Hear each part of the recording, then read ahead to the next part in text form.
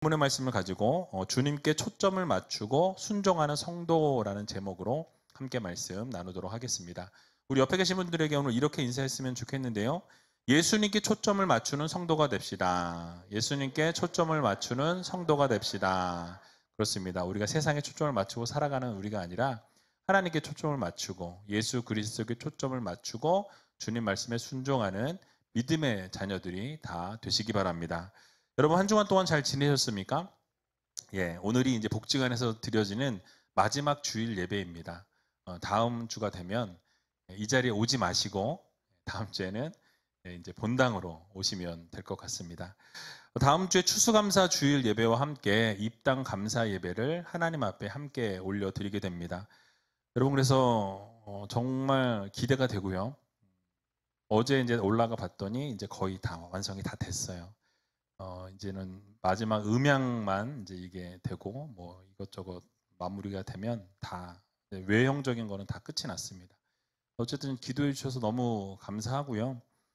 또 다음 주에 주일 예배, 추수감사 예배, 뭐 입당 예배 다 이렇게 한꺼번에 하면서 또 오후에는 새생명 대축제로 많은 영혼들, 품었던 태신자들, 또 잃어버렸던 잃은 양들 함께 찾아서 하나님 앞에 예배 드리는 귀한 축제의 날입니다. 그래서 여러분들 작정된 예비 신자들을 많이 초청해 주시면 감사하겠고요. 또 그 안에서 우리가 천국을 같이 맛보고 또 천국을 누리고 또 그 시간들을 통해서 은혜의 시간들을 좀 많이 가졌으면 좋겠습니다.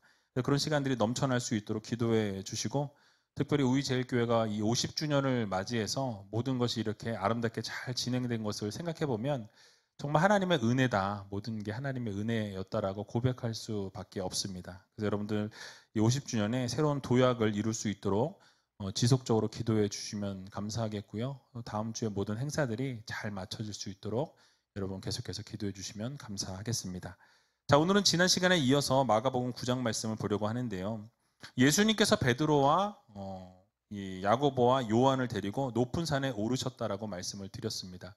높은 산에 오르셔서 변형된 모습으로 변화되셨다. 그래서 광채가 엄청나게 빛이 나셨고 그 예수님을 쳐다볼 수 없을 만큼 두려워 떨 만큼 그렇게 예수님께서 하얗게 변형되셨다, 빛이 나셨다라고 말씀을 드렸습니다. 그리고 나서 예수님께서 혼자 계셨던 것이 아니라 엘리야와 모세가 함께 예수님과 이야기를 나누시는 그런 장면을 말씀을 드렸었죠. 그러자 베드로가 그것이 너무나 황홀하고 너무나 좋고 너무나 기뻐서 오늘 이렇게 예수님께 제안을 하는 것을 보게 됩니다. 오늘 본문 5절 말씀인데요. 같이 한번 5절 말씀 읽어보도록 하겠습니다. 베드로가 예수께 고하되 랍비여 우리가 여기 있는 것이 좋사오니 우리가 초막 셋을 짓되 하나는 주를 위하여 하나는 모세를 위하여 하나는 엘리야를 위하여 하사이다 하니 아멘. 자, 여기서 베드로가 여기 있는 것이 좋사오니라고 하는 것은 무엇을 이야기합니까? 지금 너무나 만족한다라는 거예요. 지금 현재 상황에 펼쳐져 있는 모든 모습들이 나는 너무너무 좋다, 행복하다, 황홀하다, 그냥 이대로 그냥 이렇게 지속되었으면 좋겠다, 안주하는 모습을 지금 보여주고 있는 것이죠. 아마도 이렇게 이야기했던 것은 예수님의 그 변형과 함께 모세와 엘리야를 보게 되었고 자신이 그렇게 이스라엘 백성들이 그렇게 이제 모범으로 섬기고 그렇게 생각했던 엘리야와 모세가 눈앞에 있으니 어떻겠습니까? 너무너무 그 순간이 기뻤을 것입니다. 그래서 그것을 주목하게 되었고 너무 좋았고 그 상황에 감격하다 보니까 여기가 좋사오니 이대로가 좋사오니 이렇게 생각을 하고 그렇게 해서 초막을 지어서 여기서 그렇게 살았으면 좋겠습니다 라고 지금 예수님께 간청을 하고 있는 장면을 소개하고 있습니다. 자, 그래서 하나는 예수님을 위해서, 하나는 모세를 위해서, 하나는 엘리야를 위해서 초막을 짓고 여기 있었으면 좋겠습니다 라고 이야기하죠. 그러니까 이것은 이 제안을 자체를 보면은 정말 이 순간이 너무나 좋았고 이 순간이 너무나 행복했고 이 순간이 그냥 영원토록 지속되었으면 좋겠다라는 그런 마음을 가지고 예수님께 이렇게 제안을 하고 있는 것이었습니다. 근데 거기 중요한 것은 우리가 뭘 봐야 하냐면 이 베드로의 마음이에요. 그 가운데 지금 뭘 생각하고 있냐면 인간적인 생각을 여전히 하고 있다는 거죠. 하나님의 일을 생각하는 것이 아니라 사람의 일을 지금도 여전히 초점을 맞추고 있는 베드로의 모습을 볼 수 있다라는 사실이에요. 여러분, 베드로가 일주일 전만 해도 성경 말씀 그 일주일 전으로 돌아가면 주님께서 순환을 예고하셨을 때, 죽으심에 대해서 이야기하셨을 때 예수님을 만류했습니다. 예수님은 혼을 내면서 뭐라 그랬죠? 절대로 이런 일이 있을 수 없습니다. 일어나서는 안 됩니다. 라고 예수님께 오히려 화를 냈던 베드로의 모습이었죠. 그럴 때 주님께서 뭐라고 하시죠? 사단아, 내 뒤로 물러가라 말씀하시면서 베드로를 혼내셨어요. 베드로를 책망하시는 것을 우리가 살펴보았습니다. 왜 그랬냐면 하나님의 일보다 사람의 일을 생각했다라는 거죠. 하나님의 영광보다 사람의 영광을 생각했기 때문에 그것은 있을 수 없다라고 하면서 사단아, 내 뒤로 물러가라 라고 예수님이 책망하셨던 것에 대해서 우리가 말씀을 들었었습니다. 근데 그럼에도 불구하고 지금 오늘의 본문을 보게 되면 여전히 베드로는 무엇입니까? 사람의 일을 생각하고 있는, 여기가 좋사오니, 지금 너무 행복하니 이 자리에 그대로 머물렀으면 좋겠다. 하나님의 영광보다는 또 사람의 영광, 세상의 것들을 또 바라보는, 세상적인 것에 초점을 맞추는 것을 우리가 보게 되는 것이죠. 오늘 본문에 언급되어 있지 않지만 병행구절인 누가복음 9장 30절에서 31절을 보게 되면 이 예수님께서 모세와 엘리야로 더불어서 무슨 말씀을 하셨는지에 대한 부분이 기록되어 있습니다. 오늘 본문에 나와 있지 않지만 누가복음 말씀을 같이 한번 읽어보도록 하겠습니다. 문득 두 사람이 예수와 함께 말하니 이는 모세와 엘리야라. 영광 중에 나타나서 장차 예수께서 예루살렘에서 별세하실 것을 말씀할세. 아멘. 자, 모세와 엘리야와 예수님이 뭘 말씀하셨다고요? 장차 예루살렘에서 별세할 것에 대해서 말씀하셨다. 곧 죽으실 것에 대해서 말씀하셨다라고 이렇게 설명하고 있습니다. 그러니까 베드로와 다른 제자들은 예수님께서 말씀하신 그 부분을 듣지 못했던 것 같습니다. 근데 그들은 오직 지금 뭘 보고 있냐면 저 영광스러운 변화산의 예수님의 변형된 모습만 바라보면서 그 영광만 지금 추구하고 있고 그것만 바라보면서 여기에 있으면 좋겠다라고 지금 제자들은 생각하고 있는 것이었습니다. 그래서 무엇을 구합니까? 여기서 있는 것이 좋사오니를 외쳤던 거예요. 즉 그들은 앞으로 펼쳐질 그 주님이 돌아가실 그 십자가를 생각한 것이 아니라 무엇을? 영광을, 눈에 보이는 빛이 나는 이 영광만 바라보았던 것이었습니다. 여러분, 우리들의 모습도 별반 다르지 않다라는 거죠. 사람들은 무엇을 좋아합니까? 갈보리의 고난과 고통을 원하지 않습니다. 고난의 길을 걸어가는 것 좋아하는 사람 한 사람도 없죠. 변화산의 그 영광은 다 좋아합니다. 좋아하는 것이 일반적이에요. 우리의 삶 속에서도 갈보리의 고통은 원하지 않고 무엇을 쫓아가고 무엇을 생각합니까? 영광을 생각하고 좋은 일, 기쁜 일, 행복한 것들만 바라보는 것이 우리의 현실이라는 거죠. 자, 그러나 우리가 잊지 말아야 될 것은 무엇이냐면 우리가 그런 영광을 얻기 위해서는 뭘 거쳐가야 합니까? 반드시 고난을 거쳐가야 한다라는 거죠. 예수 그리스도가 영광을 얻으시기 위해서는 뭘 지셔야 됐습니까? 십자가를 반드시 지셔야 했다라는 거예요. 십자가가 없이는 무엇입니까? 영광이 없다라는 거죠.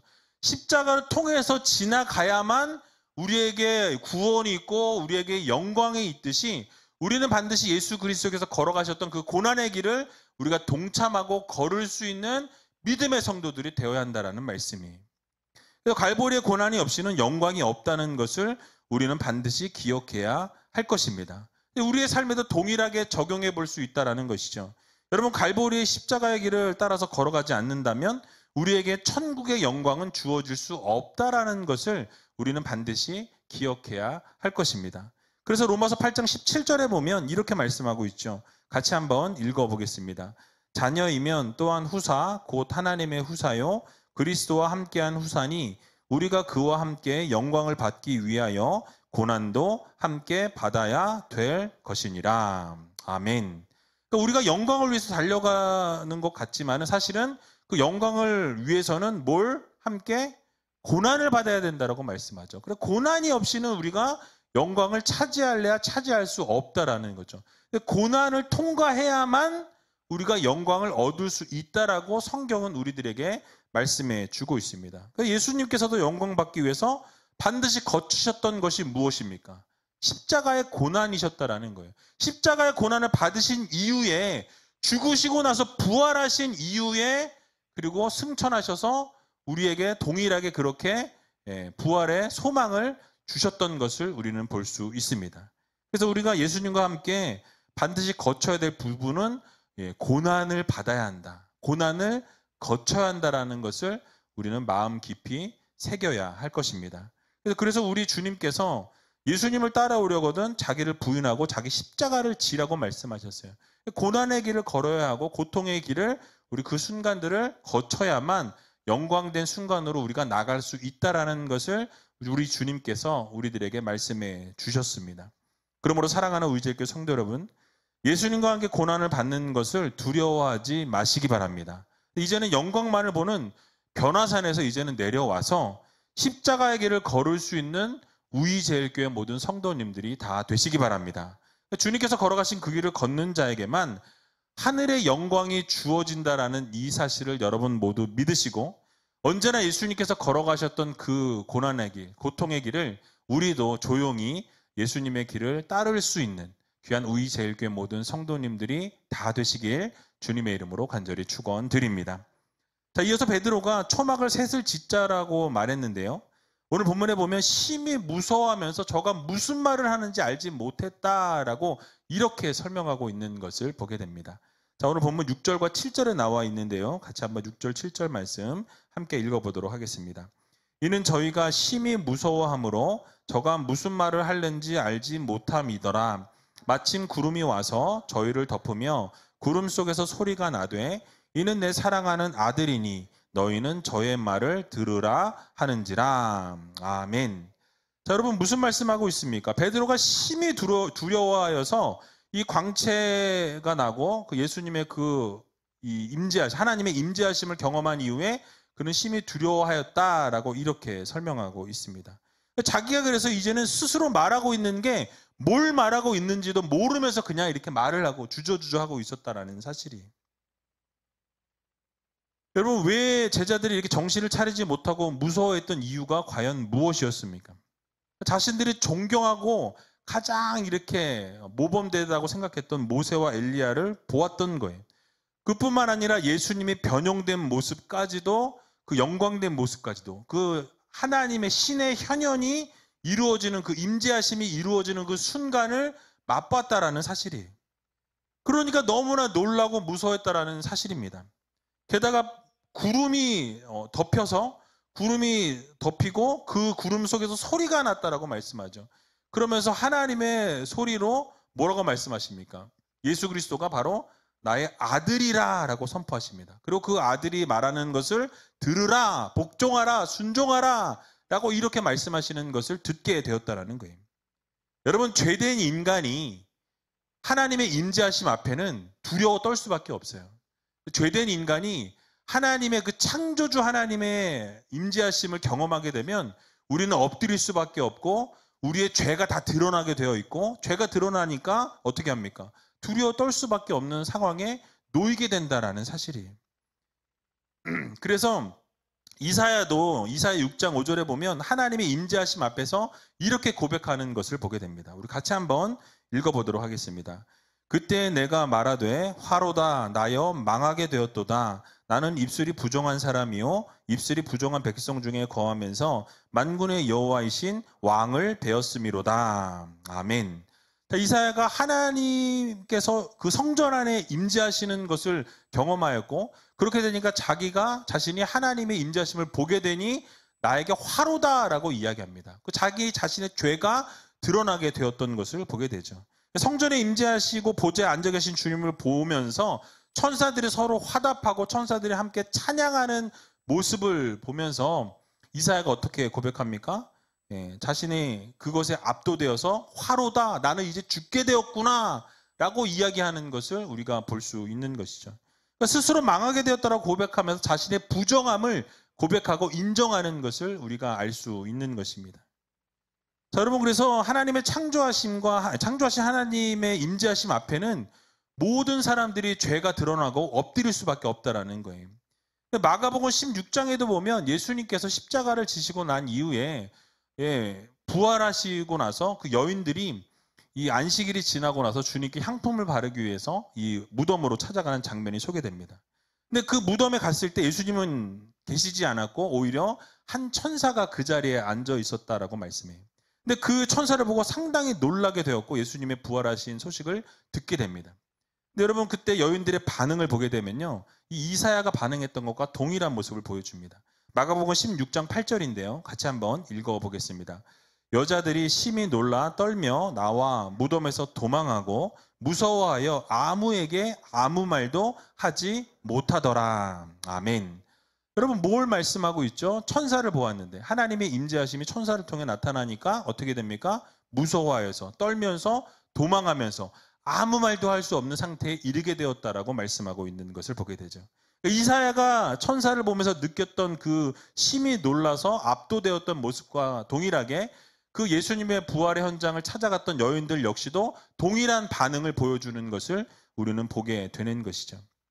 결국 죄인들은 거룩하신 하나님의 임재하심 앞에 서게 되면 어떻게 됩니까? 두려워 떨 수밖에 없고 우리의 죄가 다 드러나게 되어 있고 결국은 하나님을 찬양할 수밖에 없는, 그 앞에 엎드리고 부복할 수밖에 없는 우리들이라는 것을 말씀해 주고 있는 것입니다.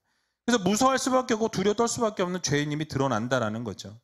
게다가 하나님의 임재하심이 있었다라고 말씀하고 있어요. 구름 가운데 임하셨을 뿐만 아니라 음성까지도 들렸다라고 오늘 본문은 말씀합니다. 여러분 그 당시에 구름이 이렇게 몰려왔다라는 이 표현은 하나님의 직접적인 개입을 이야기하고 있어요. 그러니까 하나님이 직접적으로 개입하셔서 하나님이 임재하시는 장면을 이렇게 소개하고 있는 것입니다. 왜냐하면 특별히 그 구약시대 때 하나님께서 임재하실 때 항상 구름이 먼저 그 자리를 덮었다라고 설명하는 것을 우리는 볼 수 있는 것입니다. 그래서 이스라엘 백성들은 구름이 임하게 되면 하나님의 임재하심과 하나님의 보호하심이라고 그들은 여겼다라는 거죠. 그렇게 이해했다라는 거예요.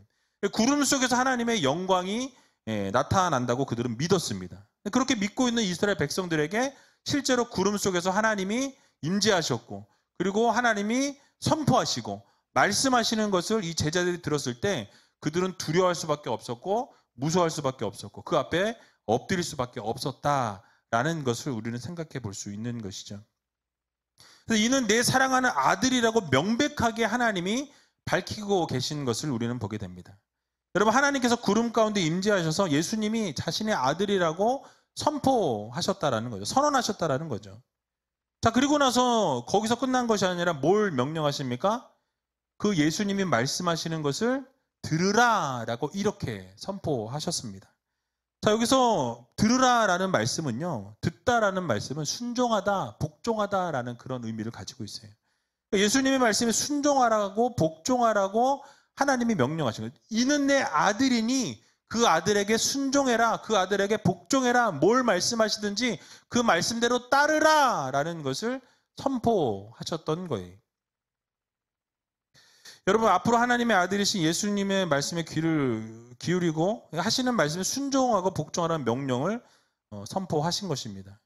이로써 제자들에게 예수님이 하나님의 아들이신 것을 선포하시고 이 땅에 메시아로 오셨다라는 것을 알려주셨다라는 거죠. 그러면서 예수님께서 변화산상에서 하나님의 임재하심, 하나님의 현현을 예수 그리스도를 통해서 나타내게 하셨다라는 사실이 확증해 주신 거죠.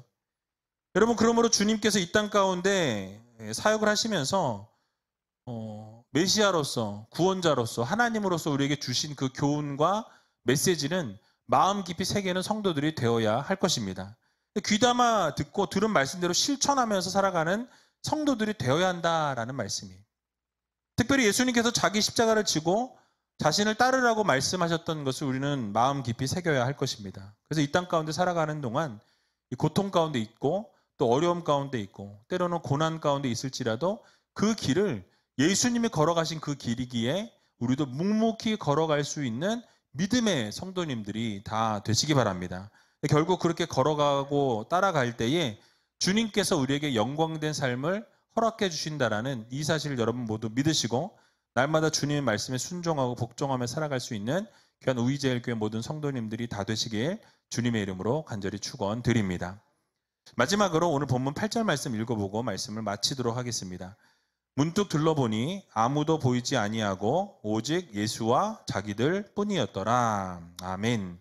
자, 오늘 본문에 나와 있지는 않지만 병행 구절인 마태복음 17장 6절과 7절에 보면 이 사이에 이런 구절이 삽입되어 있는 것을 보게 됩니다. 같이 한번 읽어보겠습니다. 제자들이 듣고 엎드리어 심히 두려워하니 예수께서 나와 저희에게 손을 대시며 가라사대 일어나라 두려워 말라 하신대. 아멘. 여러분은 뭘 말씀하고 있죠? 구름 가운데 하나님이 임재하셨고 그 임재를 경험하면서 하나님께서 이는 내 사랑하는 아들이니 그 아들의 말씀을 들으라, 그 말씀에 복종하라 라고 이렇게 말씀하실 때 이 제자들은 심히 두려워하면서 그 앞에 엎드릴 수밖에 없었습니다. 그래서 그 엎드리고 있는 상황 가운데 있을 때 예수님이 다가오셔서 그들을 어루만져주시고 손을 대시고 두려워 말라 위로하신 이후에 그들을 일으켜 세우셨다라고 말씀하죠. 그리고 나서 제자들이 이제 일어나 보니 주변을 살펴봤더니 어떤 일이 벌어졌습니까? 그 구름과 임재는 사라졌고 예수님의 변형된 모습도 없어졌고 엘리야와 모세도 그 자리에 없었다라고 이렇게 소개하고 있습니다. 아무도 없었다라고 말씀하고 있어요.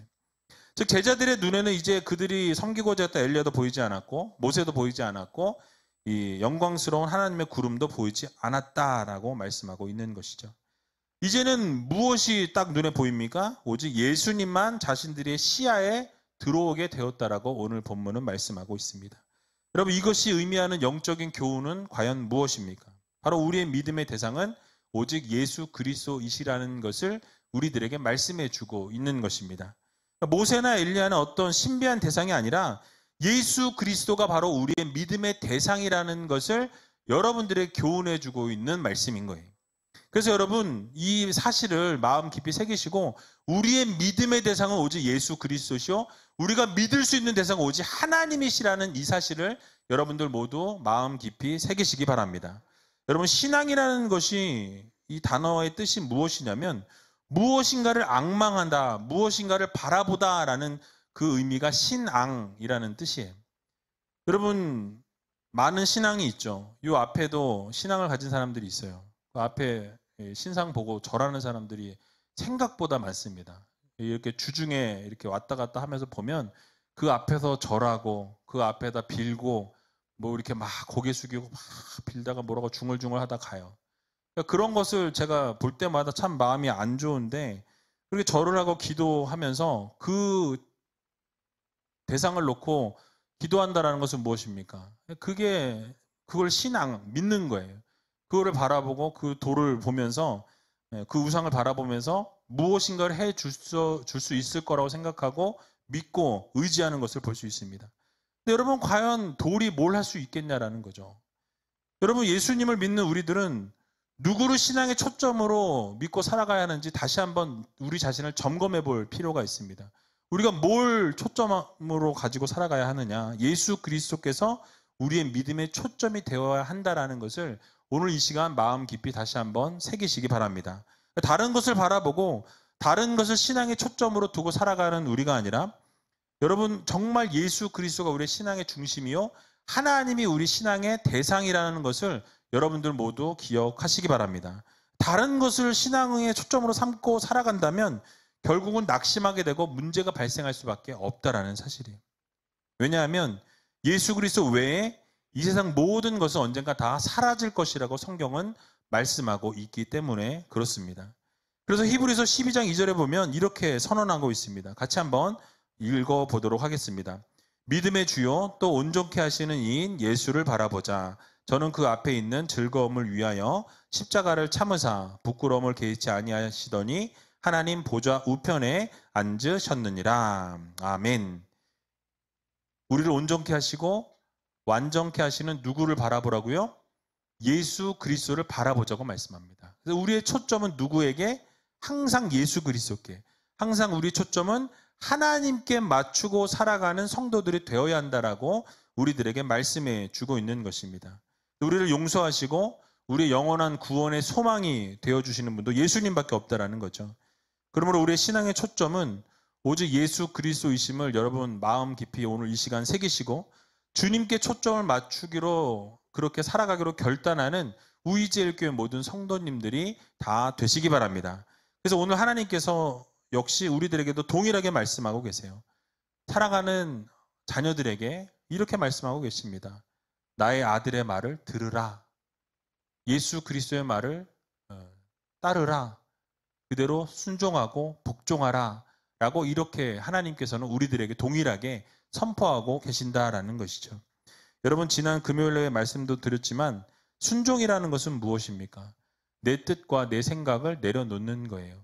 내가 원하는 것, 내가 바라는 것, 내가 하고 싶은 것, 내 계획을 하나님의 뜻 앞에 다 내려놓는 것. 그게 바로 순종이요. 그것이 바로 복종이라는 것입니다. 내가 원하는 대로 움직이는 것은 순종이 아니에요. 여러분 하나님께서 원하시는 것이 무엇인지, 하나님이 말씀하시는 것이 무엇인지, 하나님께서 여러분들에게 요구하시는 것이 무엇인지를 우리가 깨닫고 그 말씀 그대로를 따르는 것이 바로 순종입니다. 그래서 하나님께서 이번 한 주간 여러분에게 말씀하시는 것이 무엇인지 깨달으시고 하나님께 초점을 맞추고 하나님이 원하시는 삶을 온전히 살아 올려드릴 수 있는 귀한 우이제일교회 모든 성도님들 다 되시길 주님의 이름으로 간절히 축원드립니다.